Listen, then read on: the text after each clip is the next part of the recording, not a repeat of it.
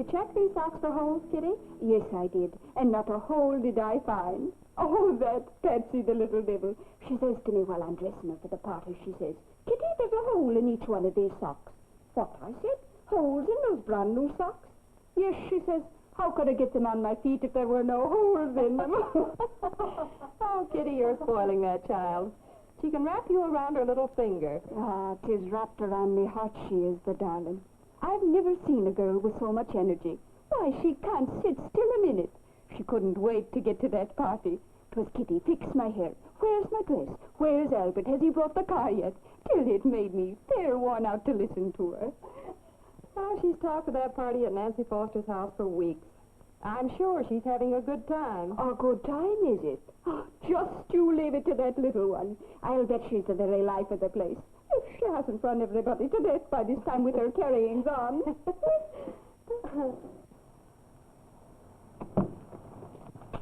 at that one, Albert. It's almost like Mother's. Won't you be surprised? Say, that's all right.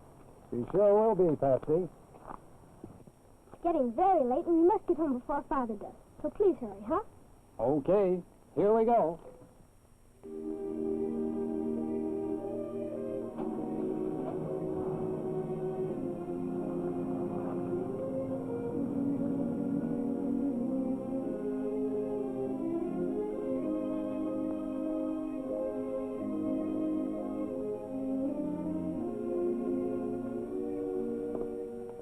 That your little boy on the phone, Kitty? No, that was the nurse. Well, Kitty, is little Michael still in the hospital? Indeed he is. Oh, what a shame. That must be a terrible expense for you. Well, I've wished many a time I had hospital insurance. Just think, Kitty. The Blue Cross hospital plan might have paid everything. And given you the best, too. Well, hospitals are nice that way, Mrs. Cortland. They have a way of taking care of folks who can't afford... You mean charity cases? Oh, charity, nothing. I pay all I can. The hospital and the doctors do the rest. They give you good care, too, whether you can pay for it or not. Well, I suppose they have to. But folks should pay all they can. Hospitals have a hard time making ends meet because they do so much free work. Just the same, I don't blame you for wanting Michael home. I hate the very thought of a hospital. Why? Oh, they're so cold and unsympathetic. Well, indeed they're not. Michael's having a grand time. If it weren't for that operation that's hanging over him... Hasn't he had that operation yet? Not yet, Mrs. Cortland. It takes time after infantile paralysis. Kitty, isn't there something we can do? Oh, thank you, Mrs. Cortland. But the doctors and nurses are doing all they can for Michael. Who is your doctor? Dr. Owen. Dr. Owen? Oh, he's very fine. But he says he may want to call in some other doctor before they operate. I don't see how I can pay him. Don't you worry, Kitty. I'm going to talk to Mr. Cortland tonight. Perhaps we can help you. Good gracious. Mr. Cortland will be home in a few minutes, and Patsy isn't here yet. I better telephone and see what's delaying the child.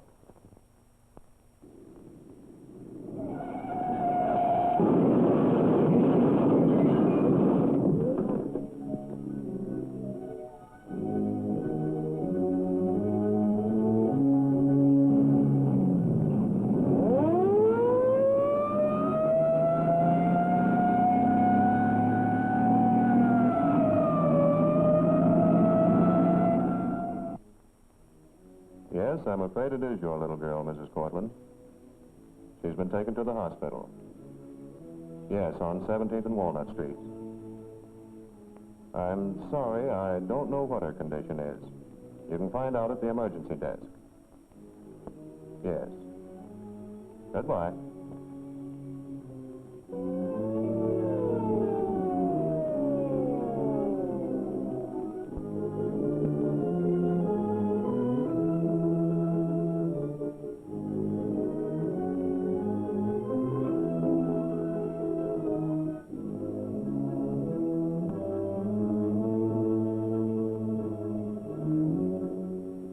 This splint on?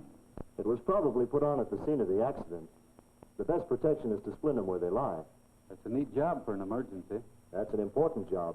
Even a small fracture may mean a large disability. Have them send another nurse to emergency, please. Send another nurse to emergency, please. Patsy Cortland, the little girl who had the automobile accident. Oh, yes. Miss Anderson will take you to her. Will you call Dr. Thomas, please? Yes, sir. Will you come this way, please? Operator, get Dr. Thomas at his office, please. Yes?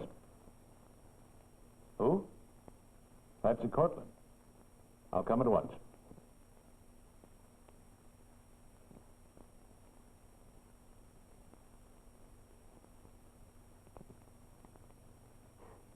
Oh, Patsy.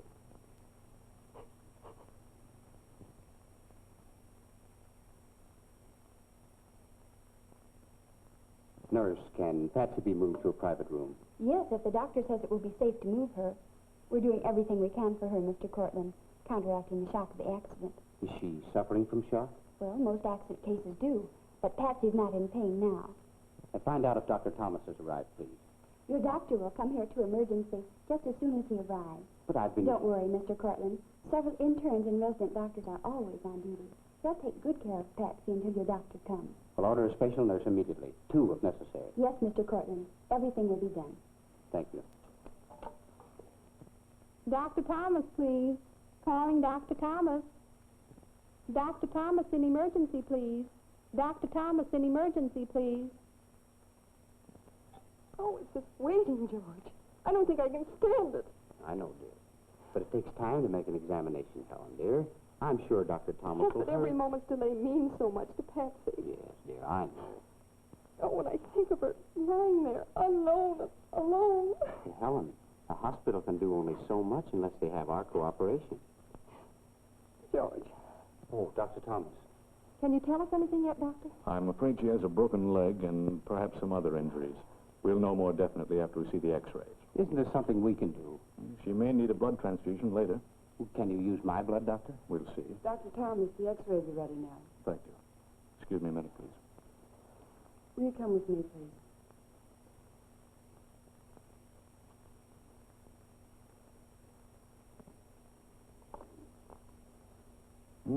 Compound comminuted fracture of the thigh. You see the fragments? That's a bad case. Nothing to do but operate as soon as possible.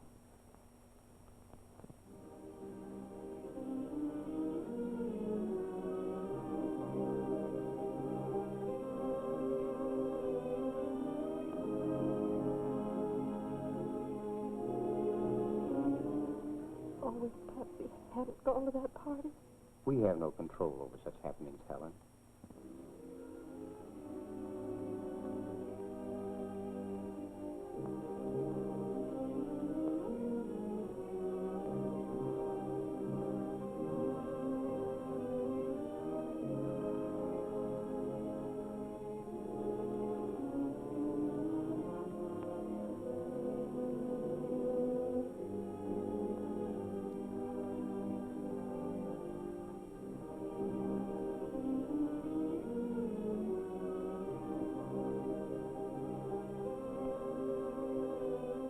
How long will the operation take? I don't know, dear.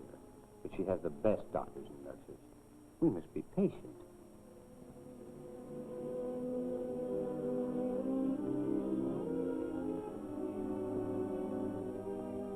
How much longer will it be?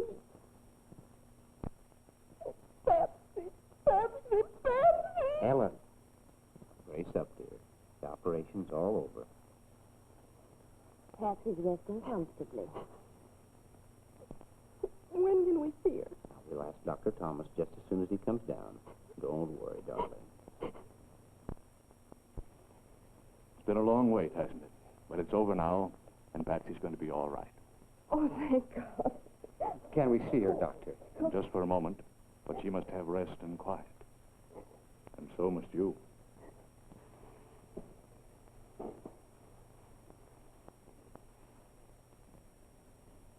Oh, darling. Mrs. Cortland, will you step here, please?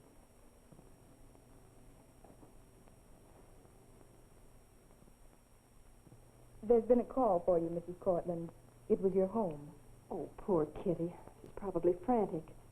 I'll call her right back, but first I want to see Michael. I just couldn't wait any longer. How is Patsy? Oh, glory be to God. She's safe. Oh, indeed, Dr. Thomas is a wonderful man. Dr. Owen says so, too. He's the doctor he wants for Michael. You saw Michael? And Dr. Owen, too? Oh, that's wonderful, Mrs. Cortland. Dr. Owen is going to call Dr. Thomas. Goodbye.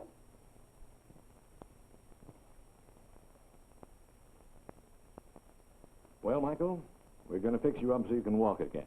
What do you say to that? Oh, boy, that's swell.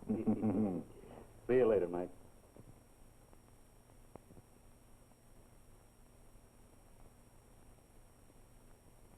Well, Dr. Owen, I think he's made good progress with those muscles. You think there'll be much more improvement as he's going along now? No, I don't. I believe that operation you suggest will help him greatly. Well, his mother has already consented. Perhaps we could arrange it for this week? Possibly. Thank you, Doctor.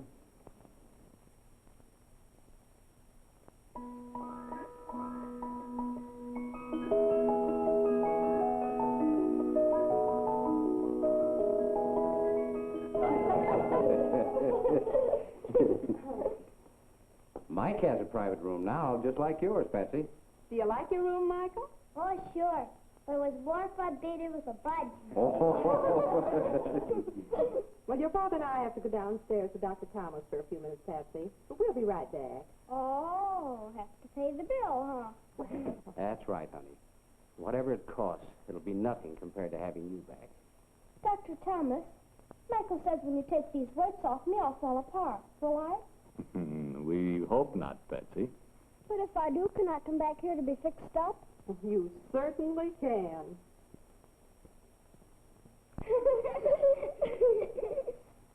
Oh, aren't they pretty? When are you coming home, Patsy? Day after tomorrow. Oh, boy, can we come and see you then? Sure, Mabel. Here, have a piece of candy. Well, Mrs. Cortland, you seem to have changed your attitude toward hospitals. Oh, indeed I have. And we're extremely grateful to you, Dr. Thomas. Yes, Dr. Helen and I have discussed this, and we'd like to show our gratitude in some lasting, positive way. Well, how do you mean? Well, perhaps some sort of a gift to the hospital. Oh, that's a splendid thought. Do you have anything particular in mind? No, and that's where we thought you could help, Doctor. We realize we're fortunate having the money to pay for Patsy. Well, someone must provide the funds necessary to the hospital to help carry on this good work for those in less fortunate circumstances. We help those of our community in other ways. Why not in hospitalization? Now, take the case of Michael Driscoll, for instance. Oh, Michael's getting along fine now. We were glad we were able to help him, Doctor. But what if we hadn't come along? Well, in this and other approved hospitals, a patient, rich or poor, gets the same consideration. I've often wondered how this hospital carries on. Services, equipment are so costly, and each patient gets the same scientific care, whether he can pay for it or not. Well, Doctor, what can we do to assure every poor child of the same good care that Patsy got? One of the nicest ways in which to help us serve all suffering humanity is to give an endowment. Leave an income that will help the hospital provide service for all those who need hospital care. Oh, Dr. Jenkins, I'd like to have you know Mr. and Mrs. Cortland. This is Dr. Jenkins, our administrator. How do you do, Mrs. Cortland? How do you do, Mrs. Dr. Cortland? Jenkins? Be seated, please. Thank you. Are you Patsy Cortland's mother? Yes. Have you seen Patsy? I should say I have. Everybody's in love with her. She's a fine little patient. Well, she should be. This is a splendid hospital. Thank you. Everyone's been so kind and thoughtful. Can't we show Mr. and Mrs. Cortland how an approved hospital functions, Dr. Jenkins? Why, certainly. Oh, just a minute, Doctor. Before we start, I'd like to know just what you mean by an approved hospital. Well, there's a certificate we display which answers that question, and I'm very proud of it. The American College of Surgeons, an organization of qualified surgeons, founded in 1913, established a minimum standard for hospitals which assures every patient the best possible care. The College of Surgeons makes an annual survey of hospitals, and those which meet the requirements are approved. This means greater protection and better service for the patient. The patient, Mrs. Cortland, is the most important person in the hospital. The entire routine of the institution revolves around her comfort and her needs. The patient may choose a private room, a semi-private room, or a ward. Care and facilities are equally good for all. Before any treatment can be carried out, the doctor must make an accurate diagnosis of each patient. Here, in the laboratory, hundreds of tests are made each day to assist the physician to confirm and complete his diagnosis. Only highly skilled technicians are permitted to make these tests. Men and women with a background of long and costly training perform these services. Here, the pathologist examines diseased tissues, tumors or lumps removed at the operation. In 5 or 6 minutes, while the patient is still under the anesthetic, the pathologist can determine whether the tumor is malignant or benign. And the X-ray machine. This equipment is very expensive and costly to operate. It gives us accurate information about all parts of the body. These examinations are also available for any patient, whether he has the means to pay or not. The X-ray is a wonderful aid to diagnosis. You may wonder why an operation takes so much time for preparation and involves so many different people. The answer is every precaution is taken to protect the patient. There are many different types of anesthetics, and great advances have been made in this field. The administering of the anesthetic is an important and highly specialized procedure. Sterilization must be a thorough process in order to prevent infection. Instruments, trays, linens, everything that may contact the open wound must be immaculately clean and germ-free. Even the human breath must be screened. Costly instruments and equipment with delicately balanced controls, many skilled hands, watchful eyes, and alert minds are bent to the task of helping the patient back to health. A complete and permanent record is made of every operation, whether major or minor.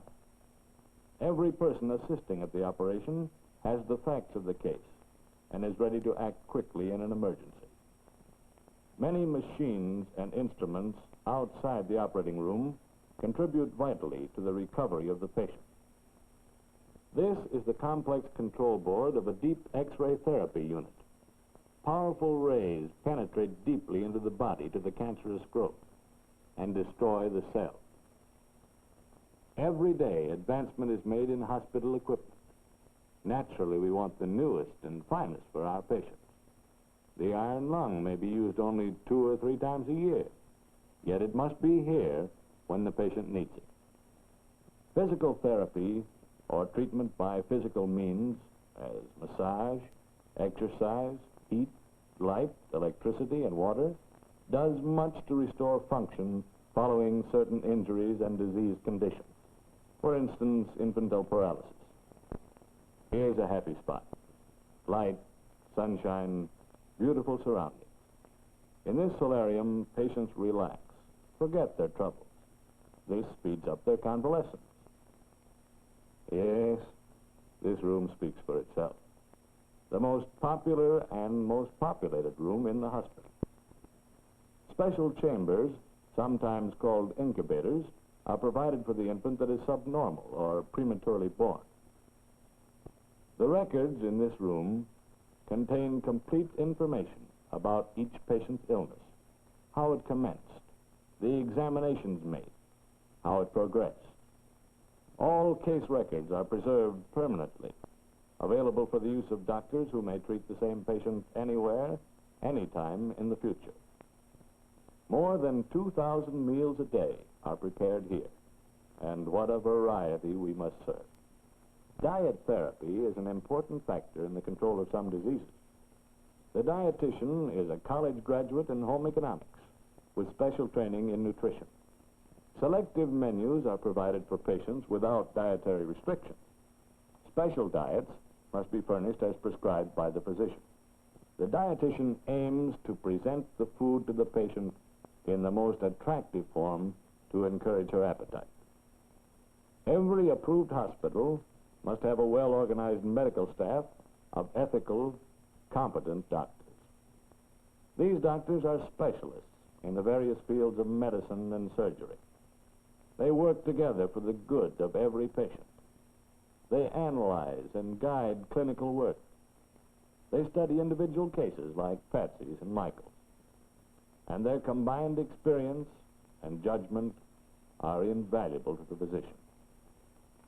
This office is a source of information for the family as well as for the doctor. Hospitals serve people from all walks of life. Here, the bookkeeping and accounting are carried on. Hospitals serve the community 24 hours every day, including Sundays and holidays. Our medical social worker investigates the social circumstances of patients. This makes the hospital service more effective and relieves the patient's anxiety about home conditions. Always, we meet our patients at a time when the pressure of emergency or distress is upon them. There's a constant need for endowments to purchase new equipment, to carry on research, and to take care of the charity work of the hospital.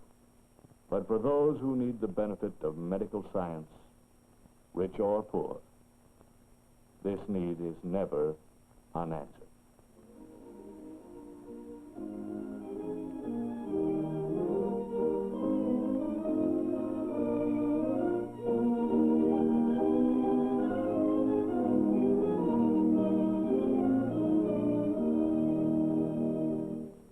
Look at Michael. Look at. Oh, isn't it wonderful?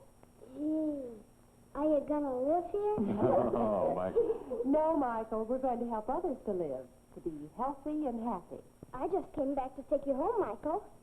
Patsy's mother and father gave the hospital a wonderful endowment, Michael. Look. Their gift will help to buy the finest equipment and supplies, Michael. It'll furnish services for girls and boys like you and Patsy. And it'll help us to help others back to good health and happiness. Michael, look. Look who's here. Mama. Michael, I've come to take you home. I'm ready, Mama. Now, wait a minute, young man. That's no way to talk to a lady.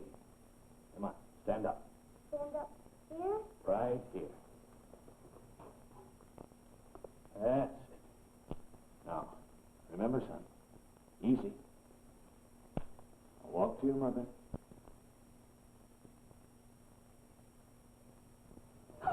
Michael, wasn't that wonderful, George? It's worth almost everything I have. Michael can be thankful there are people like you. It's only through such generosity we can give the benefits of a hospital to everyone. Health and happiness to all who are stricken, no matter who they are nor what their means. It is our aim to serve all mankind.